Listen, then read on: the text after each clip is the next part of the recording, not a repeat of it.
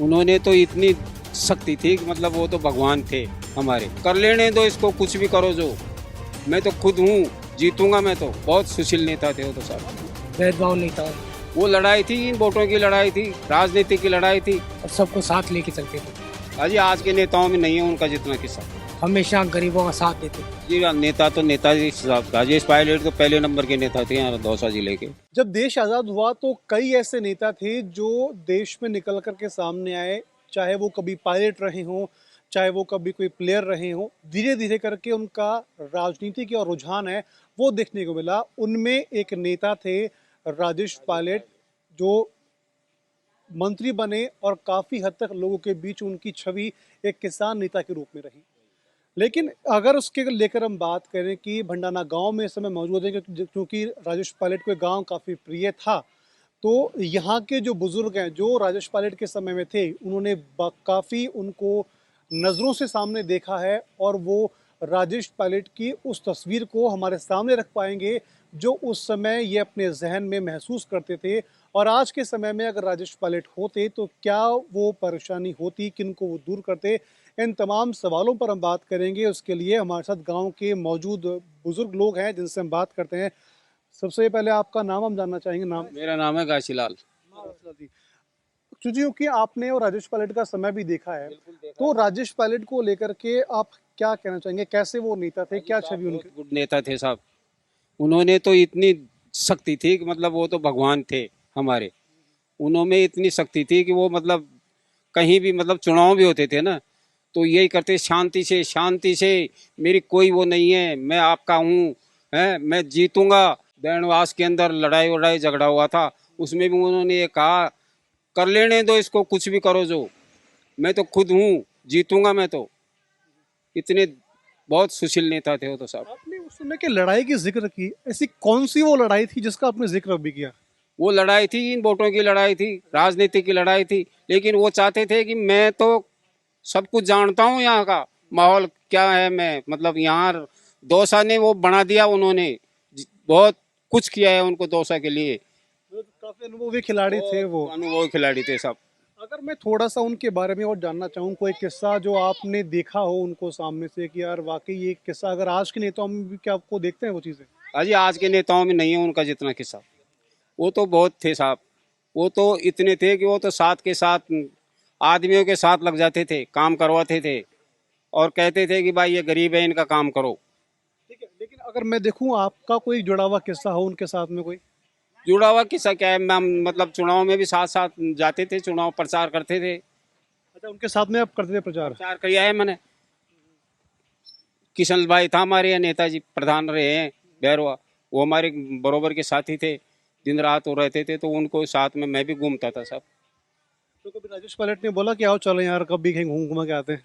राजेश पायलट साहब तो मतलब किशन नेता के साथ में रहते थे, तो हम कहते ही थे, वो तो हम जाते थे। ठीक है, आपका अनुभव मैं अगर जानना चाहूँ राजेश पायलट से जुड़ा हुआ, उनसे जुड़ा, क्योंकि आज उनके पुण्यतिथि को लेकर के लगातार प्रोग्राम यहाँ पर हो रहे हैं, आप उस राजेश पायलट के उस छवि को अगर देखें तो क्या छवि आपके मन में उभर करके सामने आती राजेश पायलट एक अच्छे नेता थे, हमारे किसान के रूप में थे वो भी, और हमारे साथ साथ यहाँ पर दौसा क्षेत्र से बहुत अच्छे वोटों से जीते थे वो, और हमेशा गरीबों का साथ देते थे। है?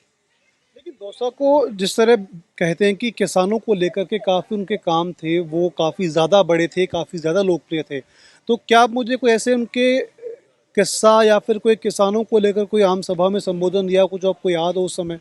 भेदभाव नहीं था उनमें और सबको साथ लेके चलते थे। बाबू जी, आपसे हमने अभी चर्चा की थी, कुछ और चर्चा हम करेंगे, हम जुड़ेंगे राजेश पायलट को लेकर के। ऐसी बात थी सर, ये जो कांग्रेस पार्टी है ना, वो कभी भी ये कभी भी थे ना, जिस सरकार बनाती हुई चलती, मगर इनमें ना आपस में फूट होने के बाद से ये जो भी थे गरीब लोग भी आजकल बीजेपी की तरफ भी चुपे लगे, क्योंकि वो तो गवर्नमेंट देखते कौन चलाता है कौन नहीं चलाता। जब तक कांग्रेस रही थी, जो पायलट साहब रहे थे, बड़े बड़े नेता रहे थे, जब तो उनकी चलती थी वो मानते थे, काम भी करते थे।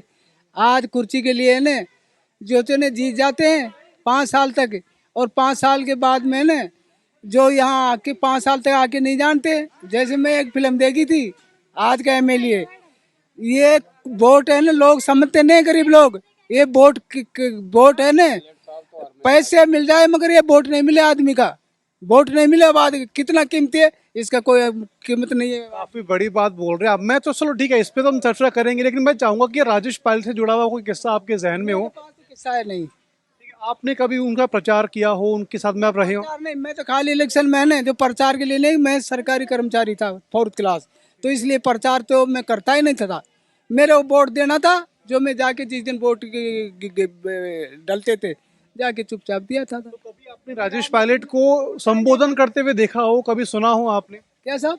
राजेश पायलट जी को संबोधन करते हुए सुना हो, कभी देखा हो आपने? हमारे गांव में देखा था, हाँ जी देखा था। ऐसे तो अच्छे हैं मगर मैं है ना साहब कर्मचारी आदमी हो के ना, जो मैं ये चुनाव में जाता ही नहीं था, क्योंकि आजकल है ना जो साहब रोजी सबसे बड़ी चीज़ है। क्योंकि आजकल लोग बाग है ना, जो आप ऊंचे चढ़ गए तो आपको गिराने की कोशिश करेंगे। मैं तो रोटी तो आजकल खाने वाला हो जाता, उसको रोटी नहीं खाने देते हैं जी। आजकल ये राज ऐसा होगा कि लोग बागों को बेवकूफ़ बनाओ और राज करो। अब ये जनता ऐसी है कि थोड़ा सा कुछ हुआ तो आपकी तरफ झुक जाते हैं, कुछ और की तरफ दूसरी तरफ झुक जाते हैं। इसलिए नहीं तो कांग्रेस है ना फूटती नहीं आज तक, कांग्रेस तो कांग्रेस थी, मगर कांग्रेस में ना ऐसे ऐसे हो गए, आपकी तरफ घुस गए, कोई किसकी तरफ घुस गया, कोई किसकी तरफ घुस गया। ये देखो मैं साहब, मैं आगे बोल नहीं सकता साहब। मेरा सर आपसे लास्ट सवाल रहेगा, चूंकि उस समय के दौर में तमाम नेता थे, उस समय के दौर को अगर राजेश पायलट के नेताओं को अगर आप उनके व्यक्तित्व को समझें और आज के नेताओं के व्यक्तित्व को अगर समझें तो कितना बदलाव आप देखते हैं? अजी नेता तो नेताजी साहब, राजेश पायलट तो पहले नंबर के नेता थे यहाँ दौसा जिले के हमारे। बार भी कहते पहले बदलाव बहुत हो गया। बदलाव तो अब हो ही गया, अब तो मतलब नए हैं जो मतलब अब भी देखे जाए ना तो जो कांग्रेस करती है ना वो ये जनता पार्टी कुछ नहीं करती है। जनता पार्टी तो सिर्फ क्या हमको वोट दिया था क्या वो काम के लिए तो आगे हैं? ये किसने बोला? हाँ ये हमारे कॉलोनी में पानी भरा है और हम गए थे डीसी और ये इनके पास, तो उसको भाई है ना क्या नाम दूसरा, कहते यार ये है, हाँ वो बोला कहते यार कहते आज आ रहे हैं वोट हमको वोट नहीं देते, जीत गए सरपंच, ये कैसे बन गए, क्या बोलते वो बोलते ने एमएलए ने, एमएलए से पहले था नहीं है यार, प्रधान कैसे बना दिए। और इसको 3 बार से सरपंच से प्रधान तीसरी ने किशन लाल की 7 पीढ़ी में आज तक एमएलए नहीं बना, खाली प्रधान तक ही रहा।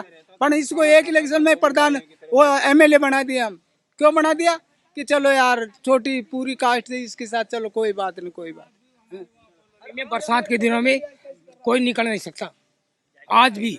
तो फिलहाल हमने राजेश पायलट को लेकर के तमाम लोगों से हमने बात की, यहाँ की समस्याओं को लेकर हमने बात की, यहाँ के जो प्रधान या वर्तमान के विधायक हैं डीसी बर्रा उनको लेकर के हमने बात की। तमाम तरह में सवाल केवल ये निकला है गांव का विकास, लेकिन राजेश पायलट से जुड़ी हुई जो बातें हैं वो हमेशा से ताजगी और सकारात्मक रूप से देखने को हमें इस भंडारा गांव में मिली है। वीडियो जर्नलिस्ट कृष्णा शर्मा के साथ रौनक पारेख, पंजाब केसरी टीवी, जयपुर।